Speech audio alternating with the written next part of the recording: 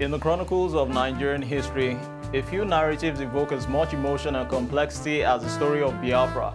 The region, rich in culture and heritage, has been both a symbol of resilience and a touching reminder of the struggles for identity and self-determination. The tale of Biafra is not merely a chapter in history, it's a saga that intertwines the aspirations of a people from southeast Nigeria with the brutal realities of conflict and the quest for autonomy. On Viewpoint, where we discover perspectives and embrace dialogue, we zero in on the seeds of the Biafran struggle sown during the colonial era when Nigeria was carved into a patchwork of ethnicities and cultures by foreign and indigenous powers, with Mr. Franklin Nelson, State's Coalition on Sustainable Development, Rivers State Chapter. I'm Odiawa AI. Join us shortly.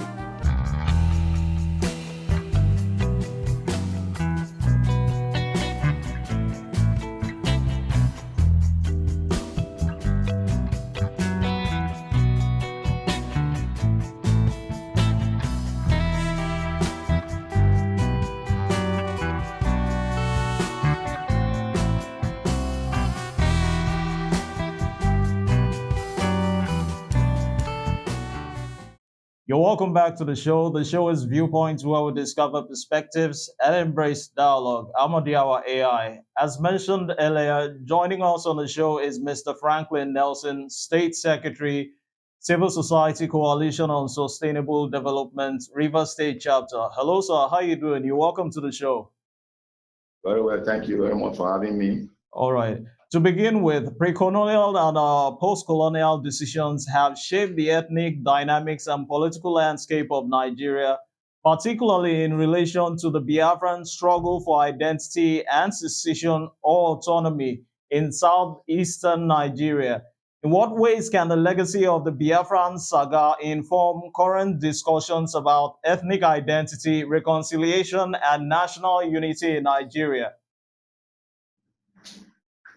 Okay, first of all, I think there's a need for dialogue between the Nigerian state and then, although they've been prescribed, but let's not talk about prescription for now. Okay. But I think there's a need for the Nigerian government to engage these Biafran agitators on the reason why they are even having, pushing for secession.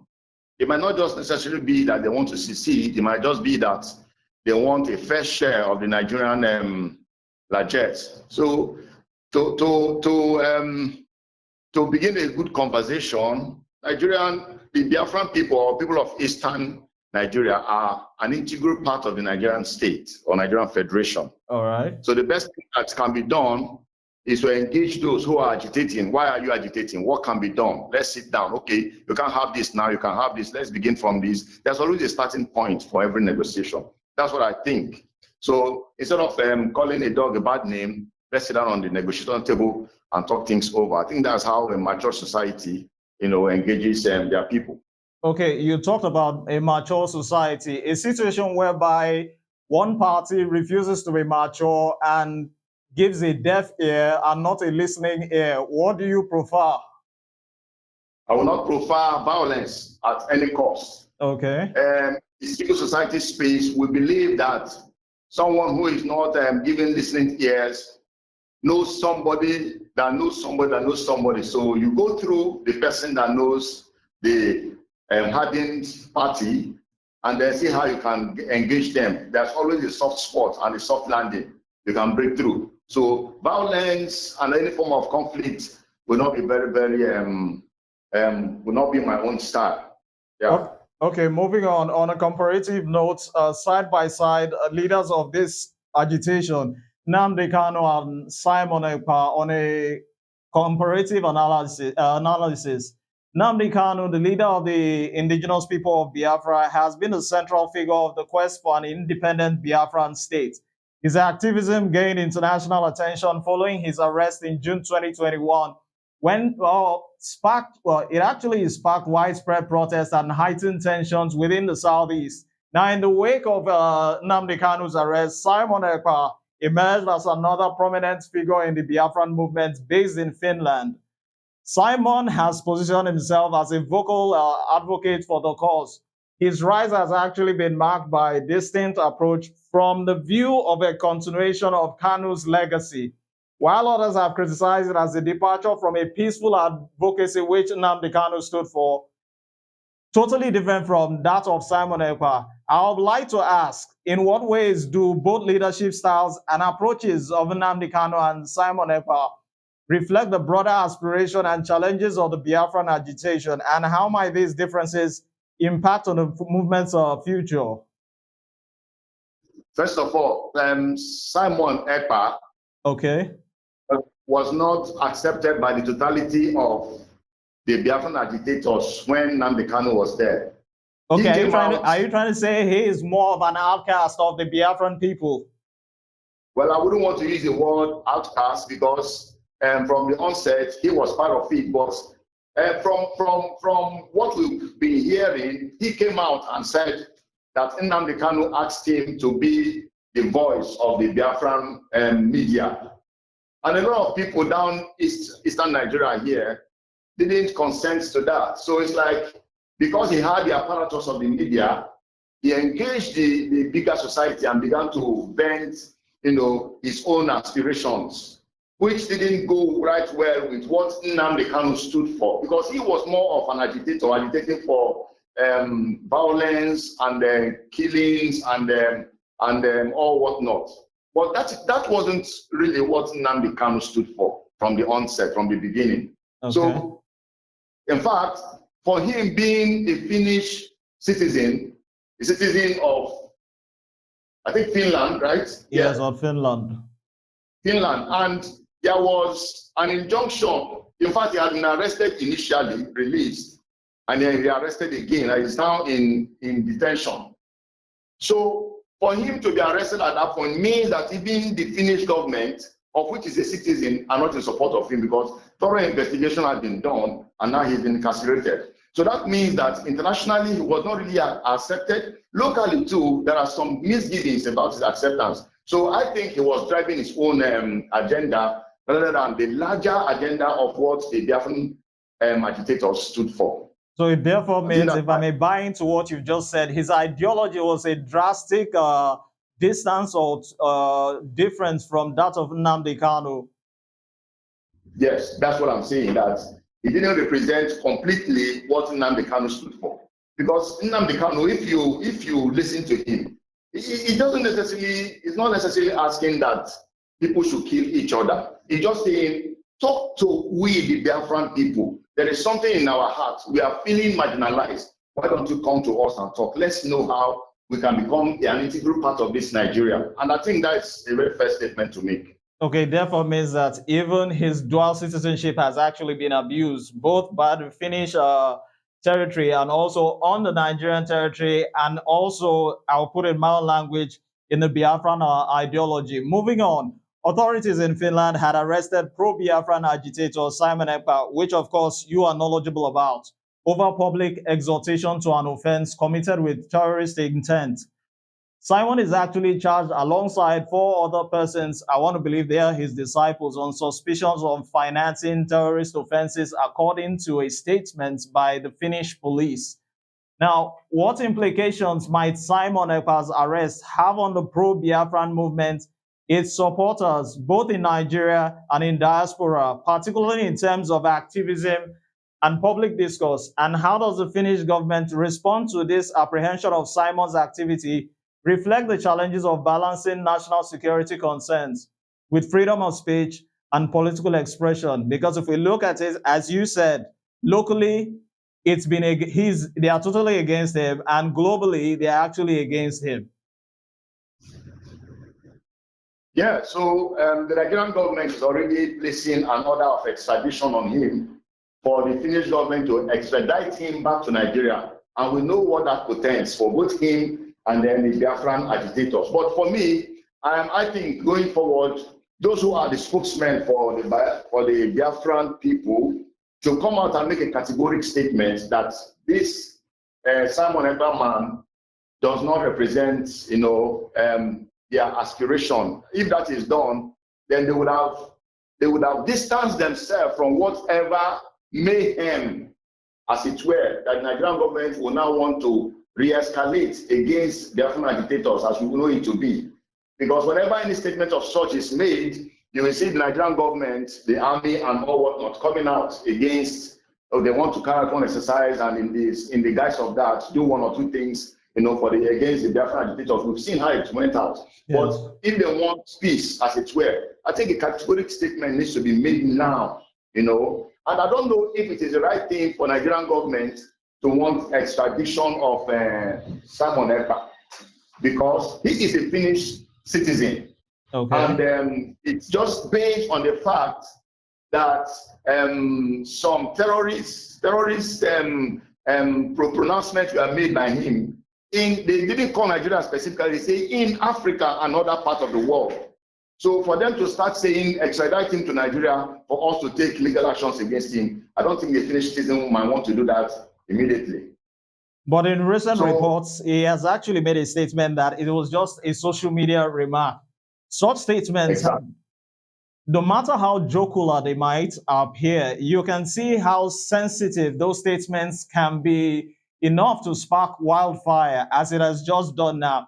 Would you term or counter Simon Ekpa as an insensitive person who approaches matters such as the Biafra movement in a very crude manner?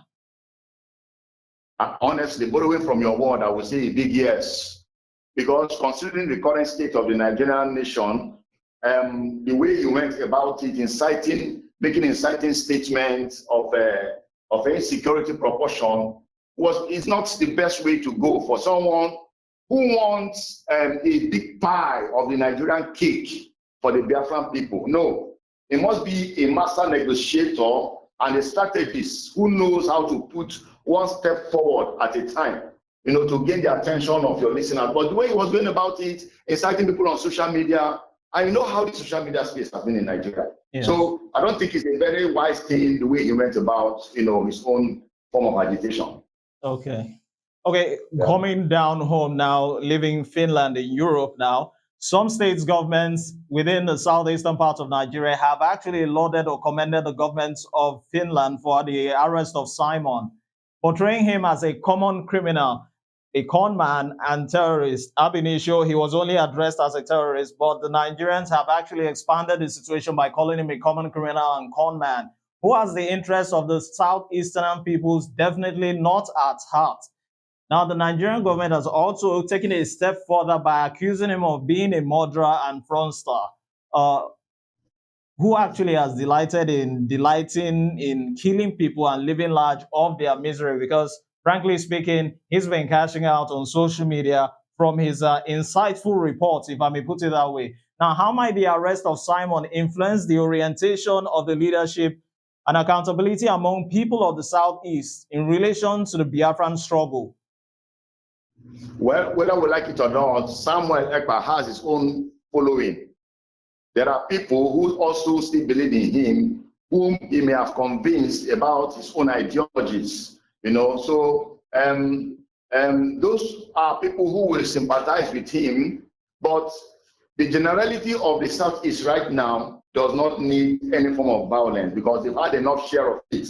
And then this is the right time that they should start building, state building in the Southeast. So if the governors are making, well, I could say bogus, because some of the claims they make are not part of the investigation, just their own nomenclature. But what I'm thinking is that even as at that, they are right in making those statements because, he has given himself away. So he has followers in Nigeria, in the Southeast, who may be gullible to his incitement. So those people are the ones that will be sympathetic of him. But generally, his arrest, among the political class of some of the government, they will applaud what is happening because, it will help to bring development, and some of these sit-at-home, not sit-at-home things and violence, will bring some fresh air from that. So I think why those governors are making such statements.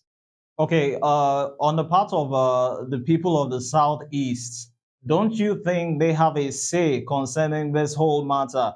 It's like a father or a mother asking a child, what exactly do you want? Why? Because that particular child has been a miscreant or truant one way or the other. Don't you think it's high time they ask the Southeasterners, what they actually want and what they should actually stand for. You mean the Nigerian government? The Nigerian government, yes, to be specific. Yes, yes. Like I said earlier, the Nigerian government needs to be more strategic in their dealings with. You see, Nigeria is a very big nation, yes, that comprises of other smaller nations. So everybody forfeiting their own nationhood, all right, and giving it to you, they should have a say in the Nigerian nation. So I think the Nigerian nation right now should be more strategic. Sorry, the Nigerian state should be more strategic in ensuring that every nationality have a say in the Nigerian context. And this should not be exclusive of the Biafran people or the southeastern Nigeria. So they too, they feel marginalized, they feel not welcoming, they feel not belonging. It's their feeling. But they deserve a right to be heard. Why are you feeling the way you are feeling? What is it? What do you want? Let's negotiate. Okay, you can't have this now, but we can start with 25% of this. We can start with this, we can start with that. That's how to go. It's negotiation. And every nation that is serious for development, should know how to do this with their best men. So the Biafran people of Eastern Nigeria deserve to be heard.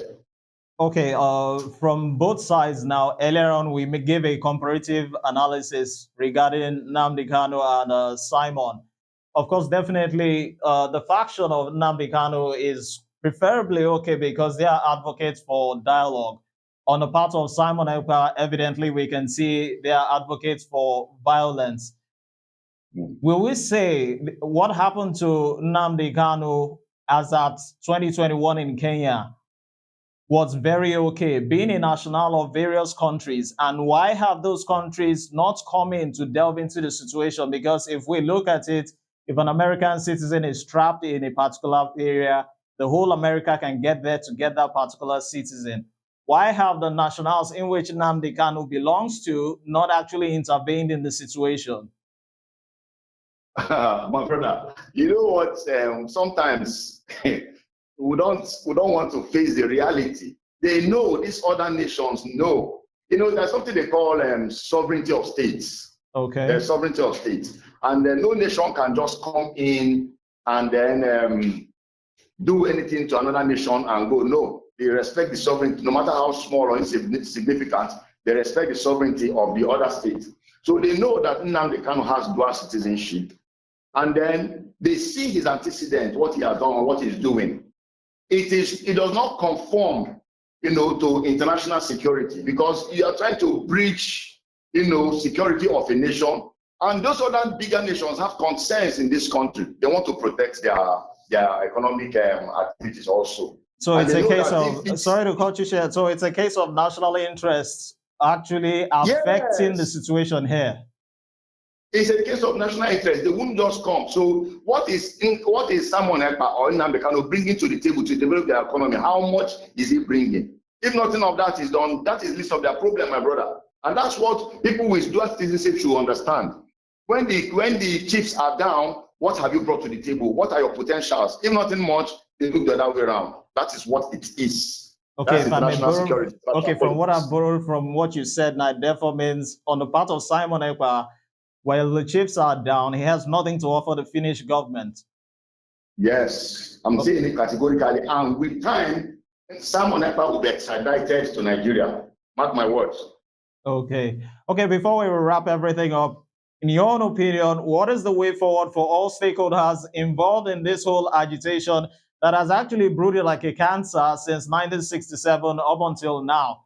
Both the Nigerian government, the Southeastern people, and the movements, whether it's IPOB, Biafra, or MASSOB. What's your opinion and what's the way forward on a conclusive note? Okay, and I was saying that, first of all, already the IPOB has been proscribed, and that means that they've been termed a terrorist group by the Nigerian state, Nigerian government. So, but how I will start is by advising that everybody should put their agitations and the violence tendencies to rest. That's on the side of the IPOB and the other parties. Then from the side of the Nigerian government, I will say let us all become Nigerians indeed. There is supposed to be no greater Nigeria than Nigeria. Nobody should be greater in Nigeria than the other. So the other state, the other people, the Yoruba nation, the Southwestern, the Southerners, the Northerners should not be greater in being a Nigerian than the people of the Southeast. Okay. So, and second thing I would say is that let us dialogue. Let the government call these agitators. Like the president should be a father. Call these boys. What is your problem? Releasing Nnamdi Kanu. Nnamdi Kanu, let us dialogue. What do you want? How can we stop the violence and bring development to the Southeast? Because we are all Nigerians. That's my take. Okay. Okay, Yeah. I want to believe I've gotten one thing from you, and it's the mantra that has actually been sung from time to time, right from Aburi up until now, which is dialogue.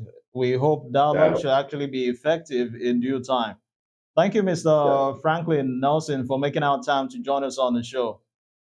Thank you very much. You're welcome. That was Mr. Franklin Nelson of the Civil Society Coalition on Sustainable Development River State Chapter. Going forward, the future of Biafra is a multifaceted issue that requires careful consideration of historical grievances, sociopolitical dynamics, economic realities, and cultural identity. As the Biafran people continue to assert their rights and aspirations with their leaders, whether good, bad, or ugly, it is crucial that the dialogue remains open and constructive and not destructive. The show has been Viewpoint, where we discover perspectives and embrace dialogue. I'm Adiawa.